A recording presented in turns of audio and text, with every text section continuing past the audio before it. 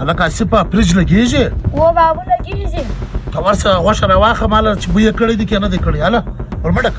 ها بابو دا د غوښه. ښه یخه پرته ده، یخه پرته ده، بوی یې نه دی کړی. 3 کیلو ده ګزاره کوي. په فریج کې کښېږده، فریج پسې بند نه کړه ښه دی. 1 کیلو غوښه دې چې خرابه نه شي. منډه کوه اوس به فریج کې کښېږده. وایي فریج چا بند کړی دی؟ غوښه خو نه ده کې خرابه شوې. غوښه خو سمه ده، دا فریج بند چا کړي یاره. زه یې بټن راووم. دا چا بند کړی دی؟ ته زه پوښتنه چا کوم. اسیپه چیرې یې؟ فریج تا بند کړی و؟ و بابو. ولې دې بند کړي؟ هغه غوښه ډېره یخ وي، ښه یې ولي و. دا غوښه خرابېږي بله واره چې فریج پسې بند نه کړې ښه دی؟ ښه دی. بلکل چې پسې بند نه کړې. بابو بجلۍ بل راغله. چراغ زه وګورم څو دی.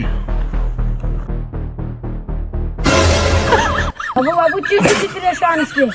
د غم دې موږ د 5 کیلو غوښه سره وکړو چې په فریج کې مې ایښه وه، ګټه ورځ به فریج پسې سټارټ نو بجلۍ ولاړ شوی دی. 4-5 روپۍ بل یې پسې راستولی دي.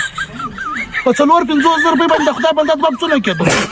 دا خپل لالچ د دا ځای راورسول. 4 کیلو غوښه دپاره وسوه، دا 15 روپۍ څوک جمع کوي؟